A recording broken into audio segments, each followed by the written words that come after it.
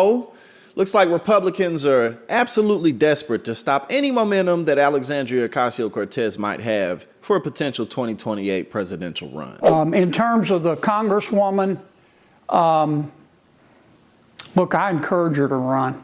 I hope she does run. I understand. I listened to her speech. I understand her slogan is going to be change begins with a mustard seed, which I think is interesting.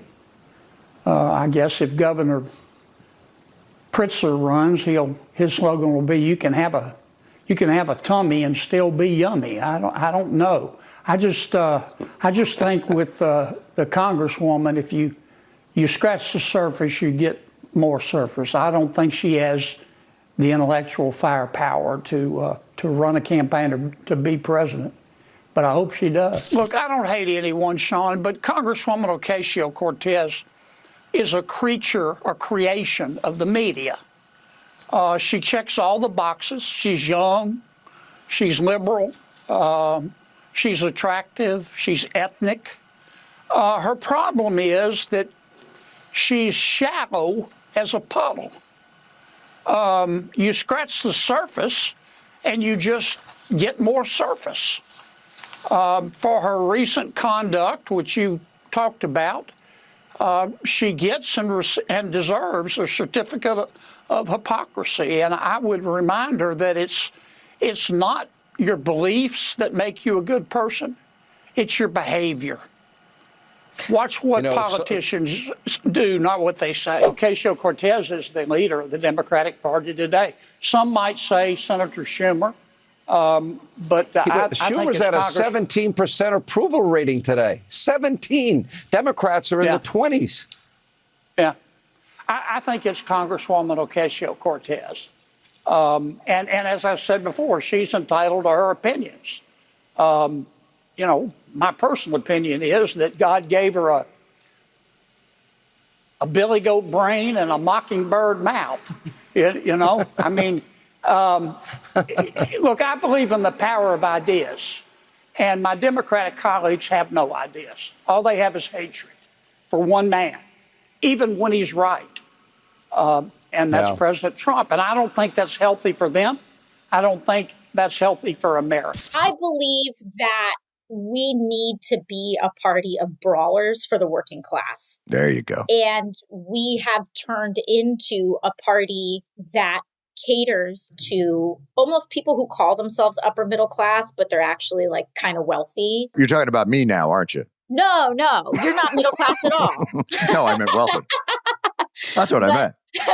We've been chasing this affluent group and making all of these little concessions and hoping that working people don't notice. How does that manifest? If you could give us an example of what those concessions might look like. Because in my mind, look, one of the biggest issues in my mind is over the last 40 or 50 years, labor has been devalued and capital has been elevated. So investment and finance is king and labor is in many ways devalued. So in what way have you seen those kinds of moves made? Yeah, I mean, I think the most famous one that comes to mind is Kyrsten Sinema doing her little curtsy when she voted down the $15 minimum wage. But it wasn't just her. That was the most public expression of it. But there were a bunch of Democrats in the Senate behind her that also voted it down. People are struggling so much right now. $15 an hour is nothing. If anyone says, this isn't fair, I'm going to have to divest all my stocks if I'm going to run for Congress, maybe you should stay home. I think that, as someone, I ran for office, I was a waitress, plenty of people have to make tons of sacrifices to run for office. But I think that really the idea that this is some undue burden is outrageous. If you have a Medicare Advantage plan, which is the for-profit version of Medicare, you've definitely dealt with prior authorization. In fact, in 2023, Medicare Advantage for-profit health insurers filed over 100 times more prior authorization requests than traditional Medicare. And Medicare Advantage plans also deny care to patients at significantly higher rates than normal.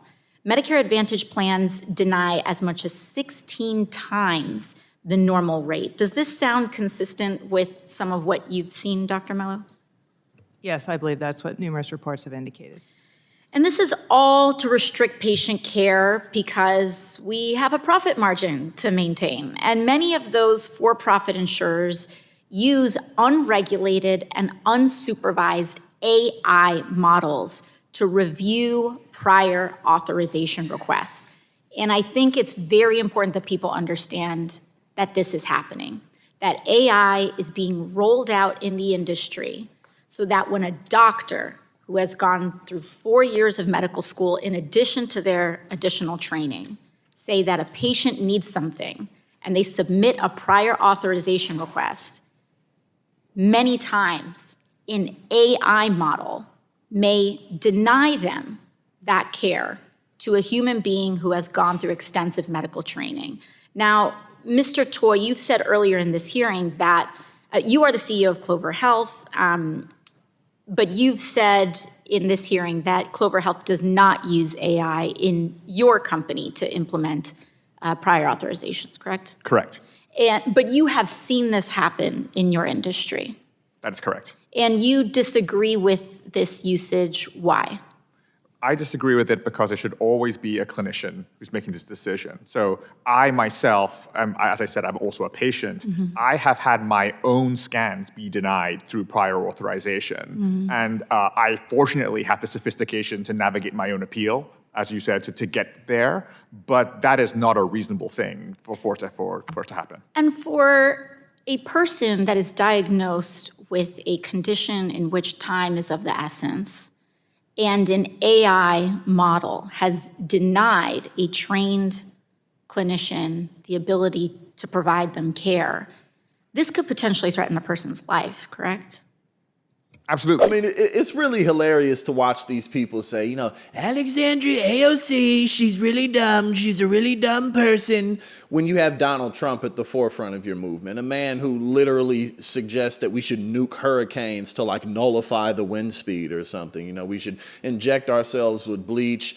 UV lights we should put on. A guy who has absolutely no idea what he's doing ever, never has always been nothing but a shallow, racist, sexist, homophobe, xenophobe, all the isms that you could possibly imagine is Donald Trump. A man who is destroying the economy, a man who pretended that COVID wasn't real, a man who won't let go of the tariffs.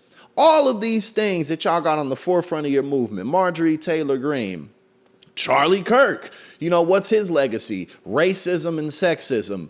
If I ever got on a plane and there was a black pilot, I don't know if I could trust that flight. You know, if I was on the phone with a moronic black woman, I don't know. Like, it's not the idea that affirmative action doesn't help white people, white women more. He always singled out the black people. You feel me? He never singled out white women who might have benefited from DEI. It's always the black people. This is all these people stand for. This is all they stand for. And it's why every time they're in office, everything goes. It's not complicated. So again, please call AOC stupid. Please call anybody on our side stupid because you don't have a good track record, your credibility's shot, and you have to live and die on the sinking ship that is MAGA.